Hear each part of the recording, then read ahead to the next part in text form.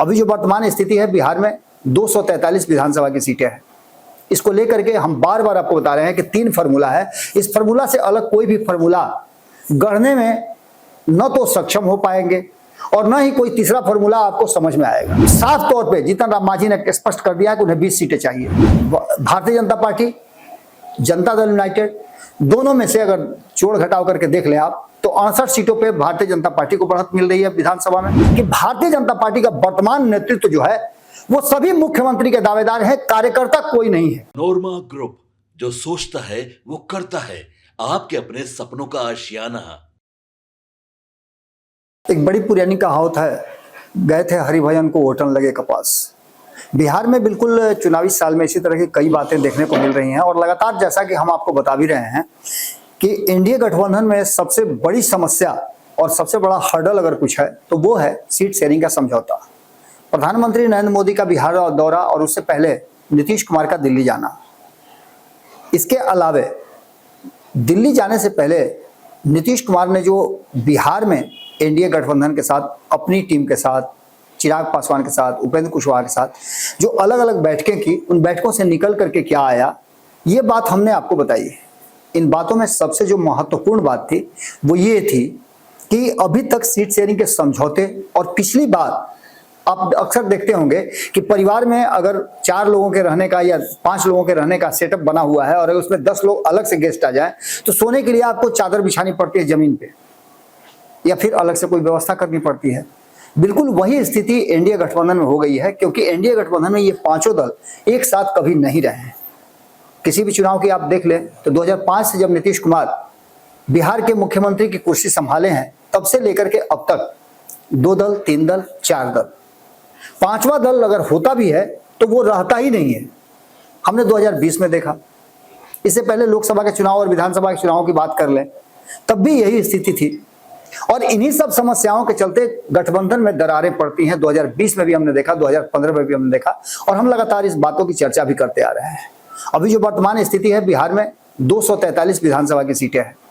इसको लेकर के हम बार बार आपको बता रहे हैं कि 3 फार्मूला है। इस फार्मूला से अलग कोई भी फार्मूला गढ़ने में न तो सक्षम हो पाएंगे और न ही कोई तीसरा फार्मूला आपको समझ में आएगा, क्योंकि एक फार्मूला वो है जो लोकसभा के आधार पर विधानसभा में कितनी सीटों पे आपको बढ़त मिली है, उसके आधार पर जब सीटों का तय किया जाता है तो उसमें आपको भारतीय जनता पार्टी, जनता दल यूनाइटेड, दोनों में से अगर जोड़ घटाव करके देख लें आप तो 68 सीटों पे भारतीय जनता पार्टी को बढ़त मिल रही है विधानसभा में। वहीं 72 सीटों पे नीतीश कुमार को, 29 सीटों पे चिराग पासवान को और बाकी के लोगों को इसी तरह से बढ़त मिल रही है। इसके आधार पर जो आगे की रणनीति बन रही है उस रणनीति में एक बात साफ नजर आ रही है कि कहीं ना कहीं इस समीकरण के बाद जो दूसरा समीकरण बनता हुआ दिखाई दे रहा है वो है कि नीतीश कुमार 101 का फॉर्मूला तय कर लें और आगे 41 सीटें जो हैं उसको लेकर के वो अलग से बात कर लें। उन 41 सीटों में से आप कैसे समझा पाएंगे इन तीनों दलों को, ये सबसे बड़ी समस्या है, क्योंकि चिराग पासवान 40 से कम सीटों पर मानने के लिए तैयार नहीं है और बाकी के जो दल हैं 20-20 सीटों का उन्होंने बता दिया है। अब आपको ऐसा समझना है, आपको समझना पड़ेगा इसको। उपेंद्र कुशवाहा ने साफ नहीं कहा कि कितनी सीटों पर लड़ेंगे और कितनी सीटें उनको चाहिए। उन्होंने कहा है कि 2015 वाला फॉर्मूला पर हमें सीट चाहिए। इसका मतलब कि 2015 में उनको 23 सीट मिली थी और वही 23 सीट उनको चाहिए, यानी 20 से ज्यादा सीटें उनको चाहिए ही चाहिए। दूसरी तरफ अगर आप बात देखते हैं तो साफ तौर पे जीतन राम मांझी ने स्पष्ट कर दिया कि उन्हें 20 सीटें चाहिए। चिराग पासवान, प्रधानमंत्री नरेंद्र मोदी और नीतीश कुमार की मीटिंग के बाद, दिल्ली वाली मीटिंग के बाद वो पटना आए तो उन्होंने कहा कि सब कुछ ठीक ठाक है, लेकिन जैसे ही प्रधानमंत्री की आते हैं बिहार उसके बाद से चिराग पासवान के भी बोल बदल जाते हैं। कल प्रधानमंत्री नरेंद्र मोदी की बैठक थी, एक बड़ी सभा को उन्होंने संबोधित भी किया और उससे पहले जो पटना में हुआ वो बातें हमने आपको बताई हैं। पूरी तरह से उनकी जो रोड शो वाली जो स्क्रिप्ट लिखी गई थी वो पूरी तरह से फ्लॉप रही। प्रधानमंत्री के अगर रोड शो में सड़क पे खाली जगह नजर आया, बैरिकेडिंग के बावजूद, सारी व्यवस्था के बावजूद अगर नजर आया, फिर हम किसी की बेइज्जती नहीं करना चाहते हैं या किसी के बारे में कुछ कहना नहीं चाहते, लेकिन एक बात तो जरूर कहना चाहते हैं कि भारतीय जनता पार्टी का वर्तमान नेतृत्व जो है वो सभी मुख्यमंत्री के दावेदार है, कार्यकर्ता कोई नहीं है। सुशील मोदी के समय में कार्यकर्ता हुआ करते थे। सुशील मोदी खुद भी जिस तरह का एक्ट करते थे और चाहे जितनी भी गुटबाजियां होती थी, लेकिन सभी गुट को यह निर्देश उनका रहता था कि अगर आपने अपने लोगों को अपनी भीड़ नहीं दिखाई, अपना समर्थक नहीं दिखाया, अपनी ताकत नहीं दिखाई, तो आप टिकट से वंचित हो जाएंगे। और इस डर से लोग अपना काम किया करते थे। लेकिन अभी तो देखा जा रहा है तो खाली मुख्यमंत्री ही नजर आएंगे। ऊपर से नीचे तक आप लिस्ट देख लीजिए, जो शीर्ष नेतृत्व के लोग हैं बिहार में, वो सभी मुख्यमंत्री के दावेदार हैं और सभी को लगता है कि हम मुख्यमंत्री बनेंगे। इसलिए हमें तो मेहनत करने की जरूरत नहीं, बाकी कार्यकर्ता है अपना कर लेंगे। और कार्यकर्ता समझते हैं कि जब उनको मुख्यमंत्री बनना ही है तो हम किस गुट में जाए भाई। ये गुटबाजी कहीं ना कहीं भारतीय जनता पार्टी को एक तो परेशान कर रही है, दूसरा पिछले 20 सालों में या कहा जाए तो 35 सालों में सुशील मोदी को बहुत हद तक तैयार किया गया था कि वो चेहरा नजर आते थे भारतीय जनता पार्टी के। लेकिन उसके बाद कोई भी अगर दावा करता है कि मैं चेहरा हूं तो वो गलत, क्योंकि भारतीय जनता पार्टी का कोई भी एक चेहरा नहीं हुआ जिसके सामने खड़ा होकर के लोग कहे कि नहीं यही हमारे नेता है। जैसे ही ये बात सामने आती है, कई चेहरे सामने खड़ा हो जाते हैं और कई कूटों में बटी हुई भारतीय जनता पार्टी नजर आती है। इस फ्लॉप शो के बाद नीतीश कुमार ने जिस तरह से प्रतिष्ठा बचाई विक्रमगंज में, खुद मंच पे खड़ा हुए और खुद नरेंद्र मोदी के साथ उन्होंने गाड़ी पे खड़ा होकर के रोड शो किया। ये दिखा कि भीड़ वहां थी, भले ही उस भीड़ का हिस्सा और उस गाड़ी पर एक और शख्स थे, सम्राट चौधरी, लेकिन चेहरा नीतीश कुमार थे। और नीतीश कुमार को लेकर के प्रधानमंत्री नरेंद्र मोदी कई जगह चौंके भी। नीतीश कुमार ने प्रधानमंत्री को कई क्रेडिट भी दिए। और ये बातें कहीं ना कहीं इस बात की तरफ इशारा करती है कि चिराग पासवान सहित बाकी के लोगों के लिए एक निश्चित रूप से अलार्म जरूर था। जैसे ही ये मीटिंग खत्म हुई, ये सभा खत्म हुई, उसके बाद चिराग पासवान ने तत्काल रातों रात एक्शन लिया, फैसला लिया और उसी सासाराम में उन्होंने एक बड़ी मीटिंग की। उस मीटिंग में उन्होंने जो बातें कही है वो बातें तो आपने सुनी होगी, भारत लाइव पे हमने उन बातों को रखा है। लेकिन उन बातों में जो सबसे बड़ी बात उन्होंने कही वो ये कहा कि आप जो सामने बैठे हुए लोग हैं, आपकी भावनाओं को मैं कद्र करता हूं। और आप ये बात सोच लीजिए कि मीडिया में जो बातें चल रही है, कुछ लोग मीडिया के अपना टीआरपी बढ़ाने के लिए ये बातें कर रहे हैं, आंकड़े सेट कर रहे हैं, कितने मिलेंगे, इतने मिलेंगे, इतने मिलेंगे। हो सकता है उसमें भारत लाइव को भी शामिल करते हो,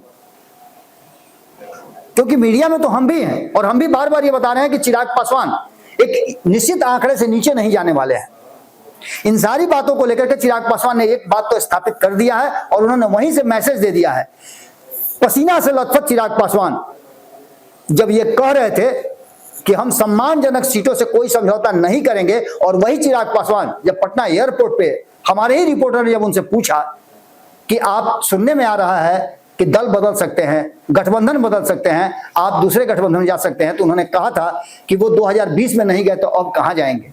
2020 में उनके पास मौका भी था, दस्तूर भी था, संख्या भी थी और कारण भी था, लेकिन तब उन्होंने फैसला नहीं लिया कि वो महागठबंधन चले जाएं, तो अब फैसला कैसे लेंगे। इन सारी बातों को लेकर के चिराग पासवान ने दो बातें कही है और दोनों ही महत्वपूर्ण बातें हैं। इस बात को लेकर के ये स्थापित जरूर हो जाता है कि चिराग फिर होंगे एनडीए से बाहर। ये बातें कहीं ना कहीं नीतीश कुमार और नरेंद्र मोदी की जो नई गठजोड़ बनी है, नई दोस्ती बनी है, जो कहीं ना कहीं अमित शाह के उस बयान से बिल्कुल इत्तेफाक नहीं रखती है, बिल्कुल उससे अलग है, उसको देख करके ये लगता है कि मोदी ने नीतीश कुमार की वो शर्तें मान ली हैं और जो वर्तमान स्थिति बनी है उसमें चिराग पासवान के लिए एक अवसर बनता जरूर नजर आ रहा है। जब वो एनडीए गठबंधन में अपनी शर्तों पर अगर रहना चाहें तो एनडीए गठबंधन में उनके लिए अवसर बहुत कम है या फिर स्पेस बहुत कम नजर आता है, क्योंकि सीट शेयरिंग के समझौते में नीतीश कुमार ने 122-121 का फॉर्मूला दिया है और ये अगर नरेंद्र मोदी मान लेते हैं तो 121 सीट में नरेंद्र मोदी कितना सीट देंगे चिराग पासवान को और कितने में मना लेंगे, ये सबसे बड़ा सवाल है। और इन्हीं सवालों को लेकर के चिराग पासवान की चिंताएं भी बढ़ी हैं। यही कारण है कि उन्होंने अपने कार्यकर्ताओं का हौसला अफजाई किया है और ये उनके सामने प्रण किया है कि वो सम्मानजनक सीट पर कोई समझौता नहीं करेंगे। अगर सम्मानजनक सीटें नहीं मिलती है तो वो उसके लिए फैसला लेने के लिए स्वतंत्र रहेंगे।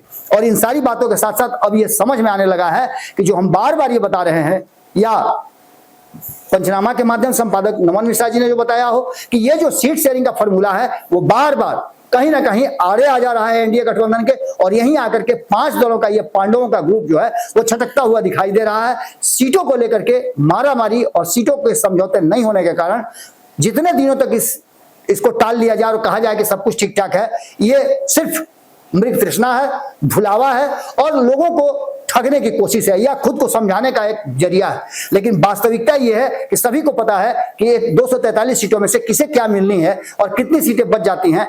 100 सीटों से कम न तो भारतीय जनता पार्टी लड़ना चाहेगी, न नीतीश कुमार लड़ना चाहे, और बाकी 41 में से अगर किसी को भी 5 या 2 सीटों पे समझाना चाहेंगे तो ये संभव इस बार नहीं लगता है, क्योंकि सबको लगता है कि ये इस पूरे आजाद भारत का, जो 70 साल से ऊपर का आजाद भारत हो गया, आने वाले जो 25 साल होंगे, जब 125 साल 2047 में मनाएगा भारत अपनी आजादी का, तो उससे पहले ये 20-25 साल जो बच रहे हैं, ये साल टर्निंग पॉइंट होंगे। और बिहार से ही वो टर्निंग पॉइंट शुरू होता है, क्योंकि जेपी के आंदोलन के जितने भी अनुयायी थे या नेता निकल करके आए थे, उन सभी का समय समाप्त हो रहा है, उम्र समाप्त हो रहा है और नई पीढ़ी आने के लिए तैयार है। ये नई पीढ़ी जो फैसला करेगी, उसी के आधार पर ये बिहार और देश आगे बढ़ेगा। चिराग पासवान के पास एक मौका है, वो जान रहे हैं कि इसके बाद क्या होना है और बिहार की राजनीति देश की राजनीति के साथ किस तरह सामंजस्य बिठाएगी। बिहार में जो परिवर्तन होंगे उसके लिए उन्होंने अपना तो तय कर ही लिया है कि 2030 में वो बिहार के लिए वापस आएंगे, लेकिन अगर परिस्थितियां बनती है तो 2025 में भी आ सकते हैं, जैसा कि उनकी पार्टी की तरफ से स्वतंत्र आइडेंटिटी के साथ चुनाव लड़ने की घोषणा की गई है। 10 एजेंडों में सबसे महत्वपूर्ण एजेंडा इसको रखा गया है 6ठे नंबर पे। यानी कि सीधी तौर पे आप समझ लीजिए कि चिराग पासवान के बयानों से यह साफ हो गया कि एनडीए में सीट शेयरिंग के समझौता में अभी भी पेच फंसा हुआ है, सुलझा नहीं है, कुछ भी हो सकता है। जुड़े रहिएगा भारत लाइव के साथ। भीतर की बात में हम आपसे यहीं विदा लेते हैं, बाकी की खबरें भारत लाइव पर बदस्तूर जारी रहेंगी। बहुत बहुत धन्यवाद, नमस्कार। पनोरमा ग्रुप, जो सोचता है वो करता है। अगर ये वीडियो पसंद आई और वह बिहार के राजनीति और बिहारियत से सरोकार रखेनी तो सब्सक्राइब बटन दबा के चैनल के सब्सक्राइब कर ली। ओजे एगो घंटी बा, ओकरा बटन दबा देला से कुल सटीक और मारक खबर रुआ मुफ्त में मिल जाई। अगर रुआ पत्रकारिता के हमनी के नया प्रयोग में सहयोग कर चाहतानी तो ज्वाइन बटन दबा दी। पेटीएम नंबर नोट कर ली 9386816700। धन्यवाद।